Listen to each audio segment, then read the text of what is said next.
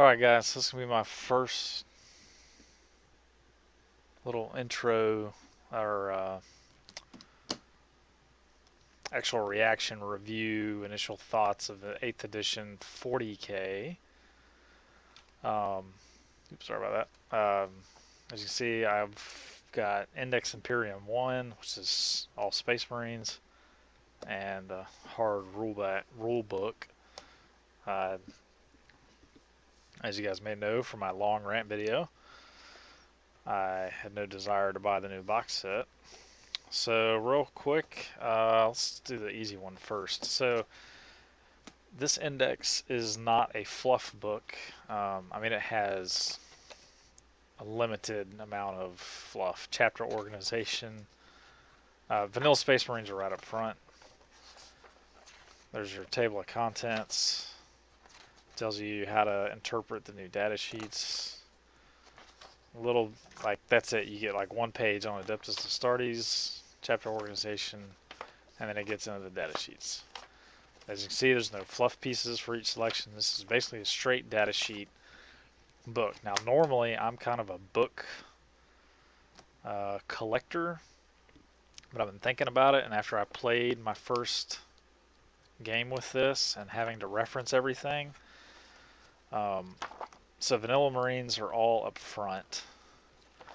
You do have like one page if one of the other chapters in the old Codex Space Marines has a special character, he gets like, you get one little page on that chapter and then their special character data sheet, and that's it. Yeah, so what I found was flipping through all of the Space Wolves, Blood Angels, and Dark Angels to all the way to the back is your appendixes for everything. And see, these pages I always thought was silly. It's like, well, how you? I mean, that's one page, but obviously, maybe they intend for you to actually take these books apart, which I've decided I'm actually going to do. Since this is not a fluff book, it's basically standby rules or whatever you want to say until the real codexes come out. I'm actually going to de-spine this into its relevant sections. So I'll basically cut out all the Vanilla Marine pages in the front and then go in the back, and hopefully excellent. See, I think I'm almost positive they did this on purpose. As you can see, there's a picture. Oh, sorry, I keep hitting the tripod. Put this little thing down. There's a picture on the back side of the Space Marine war gear. So I can cut out the war gear pages.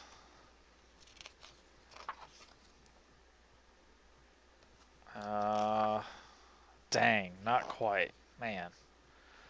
Well, it's going to be a little funky if I want the Blood Angels points values. I'm going to have the Raven Guard, Salamander, and White Scars war gear attached, which honestly I can just make a copy and print a copy of this. So whatever. But I've basically decided I'm going to cut this book up and get either not. I don't want to do 3-ring binders because those are still would be kind of bulky even if you're doing like a 1/2 inch. I'm going to get some of those little, I don't know what you call them, those folders with the plastic sheet protectors for like school reports and stuff, essays that don't have rings, but they're still like a little bound binder. Anyways, so I'm going to make binders for all of these. Because honestly, I don't need to haul around all the Blood Angels or Space Wolf stuff. Really, I'm just going to use Dark Angels and Codex Marines. So, oh, and the Legion of the Damned, which is literally 2 pages. There you go. You have one fluff page. Oh, glare. Sorry. One fluff page and one data sheet. So that's it for them. We know this is watered down because it's basically a holdover. These are holdover rules. So stuff's watered down. There's no chapter tactics, all that stuff. Your special characters have their auras, but I don't think they're not army-wide auras. Let's check real quick. Where is Vulcan?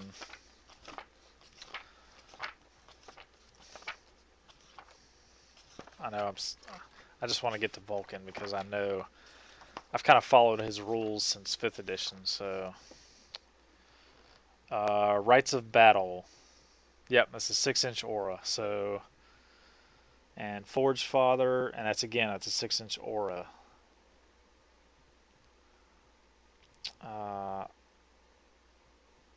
Yeah, that's not army-wide. So there's no army-wide chapter or special rules that I've seen. So I'm going to cut this book up. All right, moving on. The rule book. I basically read pretty much all of the fluff and the beginning of it, and no huge problems with it. It's obviously it's more condensed and summarized than you're going to get in our codexes. Obviously they released a Dark Imperium novel, so that's going to go into way more detail about the Indominus Crusade and our new Primaris overlords and Gilliman. So I thought this was an interesting picture, and I was like, oh look, there's Valdis. Oh look, there's Call. There's Greyfax. There's Celestine. And I was like, where's Cypher? And I was like, oh wait, Cypher hadn't shown up yet. I was like looking for Cypher, and I was like, oh, he's not in that battle. There's your new map of the galaxy, and I've got to find my Space Marine Codex and figure out where. I never remember by memory, so I got to figure out where Varsavia is, my Silver Skull's homeworld. I'm hoping they're in the Imperium Nihilus, which you see is on the north side of the rift.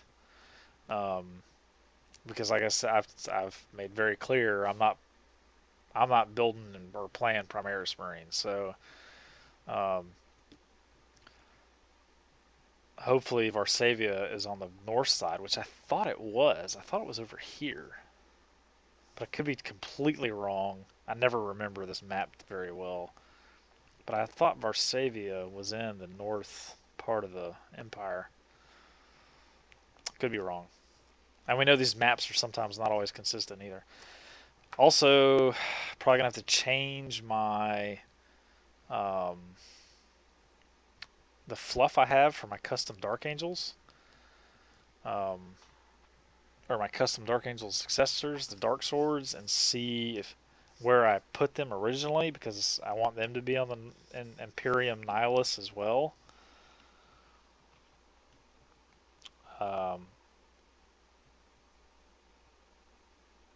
Which I think they may have been. Where's the Ghoul Stars and stuff? The Eastern Fringe. I think they may be in Imperium Nihilus. I have to check where I had them.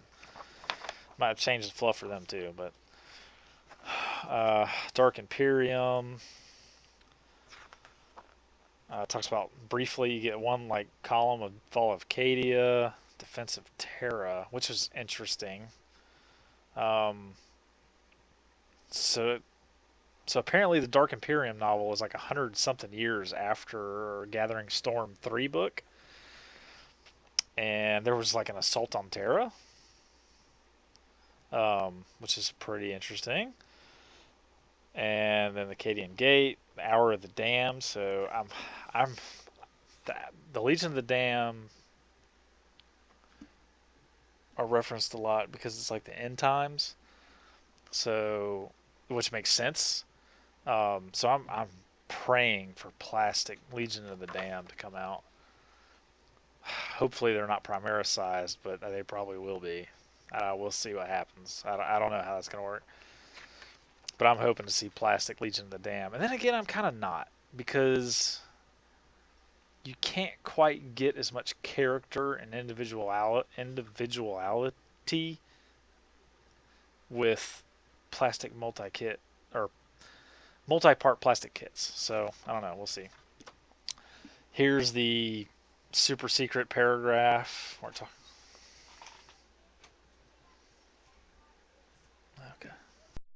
apparently, if the picture is to be believed, an electronic download or something on the PDF or whatever, you could actually highlight the text under this picture. Like maybe they didn't do their layering right or something, and it basically says, well, you look it up. I'm not going to spoil it if you don't want to know what it says, but then this is what everybody's freaking out about. The master of mankind, and basically by looking at the bottom halves of these letters, it says dead. The master of mankind dead. But up here it says those who, so you're assuming it's like those who would see the master of mankind dead or something like that. So it's not saying the master of mankind is dead, but it is saying maybe something about chaos or Xenos or something. Anyways, talks about there's like Gilliman barely, like there is a Gilliman made it across the Cicatrix Maledictum, the rift, but it's not easy. Like people are freaking out because like, oh, they made this big rift, but then they basically negated the danger of the rift because Gilliman crossed it. Well, no, it's not everybody can cross the rift, and many people were lost trying to cross the rift and are continuing to be lost trying to cross the rift. So it's still not a safe passage. Great Dark Angels art reused. So I don't know. You know, it's some of it's kind of made me feel better about it, and then some of it's not. I just still don't like Primaris at all. Whatever. We'll see what happens. I mean, like I said, I'm pretty much going to play as Imperium Nihilus, where my guys aren't going to have Primaris or access to them. Cut off from the Empire.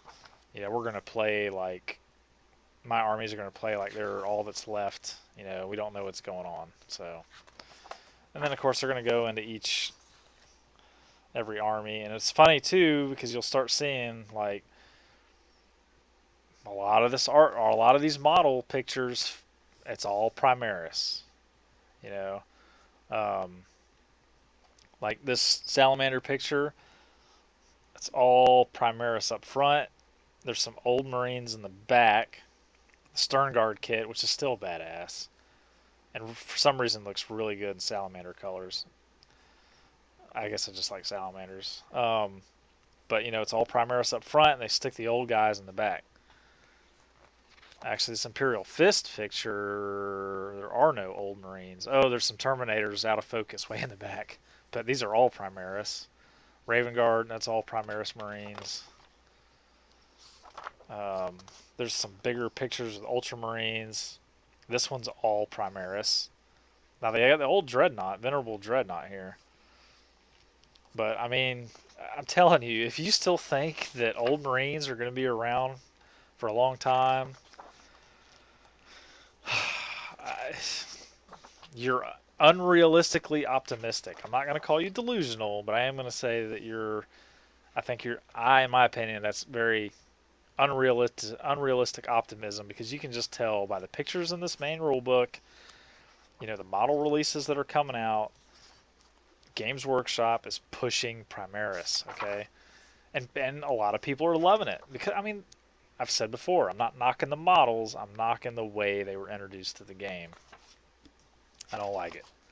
And I have enough in regular power armor to keep me busy for a couple years anyways. I'm not going to rebuy my armies. So, here we have some Custodes. Now, which is interesting, this picture of the Black Templar, the Custodes are pictured with regular Black Templar Marines. There are no Primaris in that picture. Maybe, let's put our tinfoil hat on. Maybe that's because they don't want the Custodes looking dwarfed by Primaris Marines. Actually have Sisters of Battle in there. So this, I mean, it's a good book. And the rules, here we go, start getting into the rules. So, alright, let's not make this video too long. So, go through the book, like the book. Not that bad for $60, usually discounted at your local store. And I'm a 40k book collector. You know, I have codexes I've never even played. I just like having a lot of the stuff. The rules, I've played 2 or 3 games, small games. I like the core rules. I like it. I like the core rules. It's so much simpler. Now I'm still having to look stuff up, reference things, because with my Space Marines, the only things I really had to look up my last game against Tyranids was the Stern Guard bolters. I keep forgetting, like the AP values. I keep kind of having to double check, and the wounds on characters. I had to keep double checking the wounds. I did get some stuff wrong, and I had to tell the guy, I was like, "Oh, hey man, screwed up. You know, actually this was the correct stat." And like one turn, he actually basically we rolled a d6 or a d2, I guess you could say. And he was like, "Okay, if you get a 4, 5, or 6, we'll just let you have your guys back." Luckily, I got my guys back, but because we messed up something. But so that's one reason I'm going to tear apart that index, so it's easier for me to reference things. I don't have to fumble as much. But like the core rules, you can call them dumbed down, whatever you want, but 40k was a mess. Okay, I'll say it again. 40k was a mess. I like the rules. I will say, in my preliminary game so far, it seems like horde armies that can assault are very strong. Weight of dice is like king. I mean, and maybe, I guess you could say that was true in any edition if you have enough dice, but sometimes, in, I guess, older editions, some things were still really hard to crack. 2+ rerollable saves, which is stupid, never should have happened. Stuff like that. You could game the system where you could, still crush horde armies just because you could buff your guys so much, and it didn't matter. 8th edition, really like the AP system. Instead of just completely negating your save, you still get a save, but now you're rolling. Your 3-up just became a 5-up or a 6-up. So I like it. I will say I was really looking forward to getting 2 games now. Well, no, that was the 7th edition game. Fielded a Dreadnought against Tyranids, and he exploded turn 1. Tyranids seem really strong, but that I have a small sample size to say that. But the Exocrine can shoot double shots when they stand still. He's like strength 7 gun, getting 12 shots if he hasn't moved. So basically, that's a lot of saves to take. 3-up saves on a Dreadnought, or like 4-up saves or whatever. And each wound is 2 damage. So I had 4 unsaved hits. So that was 8 damage. That was 8 wounds. First turn, blew up, exploded. Luckily, his explosion didn't kill anything, but I was like, wow, okay. I can see how this game's going to go. And the rest of the game pretty much went that way. I was pretty much tabled by like bottom of turn 4 or something, or bottom of turn 3, top of turn 4, or something like that. It's pretty much tabled, but I had pretty much only infantry is all I had. I didn't have any vehicles. I didn't plan on playing a big game. We played 75 power level.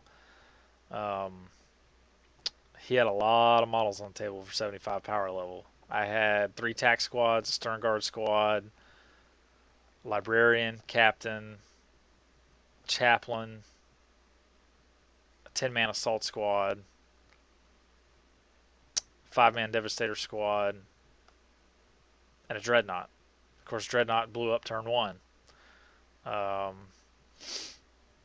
The heavy bolters, I had 2 heavy bolters, 2 plasma cannons on my devastators.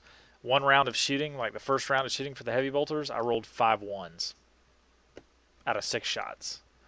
So I definitely had some dice issues there. I don't know. It seems like Tyranids are pretty damn strong right now to me. I didn't list Taylor. I was like, okay, I'll just throw together what I had in my bag, which is infantry models and dreadnoughts.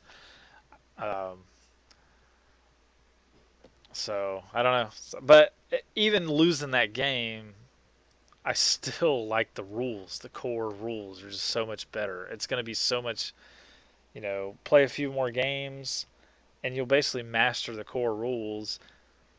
And if you have your data sheets right in front of you, that's all the rule. I mean, there's very little to reference, or you're not having to flip through different books, where your Space Marine book codex tells you, oh, for the rules for the Flamer, reference the core rulebook, page 297. Like, what? That's stupid. So, even though I haven't won a game of an 8th yet, I'm still think it's a much better system. I'm going to play a lot more of it. And yeah, looking forward to it. So that's my initial reaction video. Um, initial review, well, actual initial reaction to having played 8th edition. Really. So first real game with my index. He had ended his index. We had the rules. So it wasn't playing off the internet leaks. I definitely, even in casual games, I think maybe need to start taking some more lists. Like I had Terminators, I should have taken Terminators. Just to play them, just to try them. I haven't played with Terminators yet in 8th edition, so I'll definitely be doing that next time. Um, and I don't think power level is that far off, honestly. I mean, he kept asking me, "Are you sure you have 75 power level?" I was like, "Yeah, man. Look, here's my quick, dirty list I typed out on my phone. I had 76 power level. He had 80. Because we did that one mission with the attacker and defender or whatever.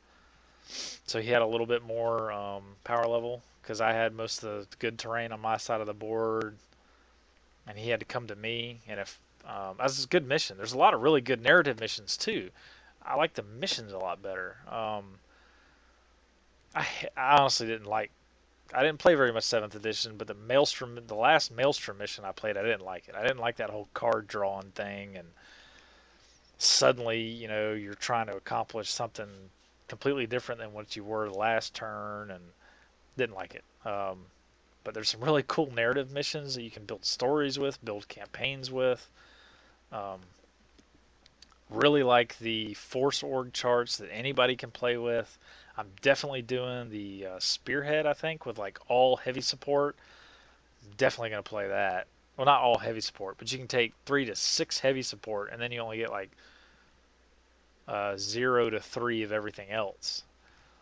Definitely doing definitely want to play a lot of Devastators. I'll have to pull my different armies. I'll have to use my White Scars painted Devastators, my Silver Skulls, and probably my Dark Swords Devastators. I just want to play like a total Devastator gun line. Try that out. Put a captain or more than one captain or whatever behind them. They're re-rolling ones to hit. It'd be pretty cool. Um, so yeah, I'm totally behind 8th edition so far. We'll see. Hopefully they don't fly off the rails when they start releasing codexes and totally imbalance everything. But I like it. Want to play more of it. I'm going to play more of it. Going to keep modeling when I can. Need to start making the time to finish these dang armies. Silver Skulls included, as they are my main army. But I definitely need to finish all this stuff on the table too. So, okay, sorry. We'll end the video. Catch you guys next time. Probably be a week or so. I'm gonna try to do at least a video a week. I know promises, but let me know how you think of 8th edition if you've actually played a game, and what you think about it. And like I said, we'll keep going with this and keep putting out videos talking about games played and see how 8th edition goes. Alright guys, later.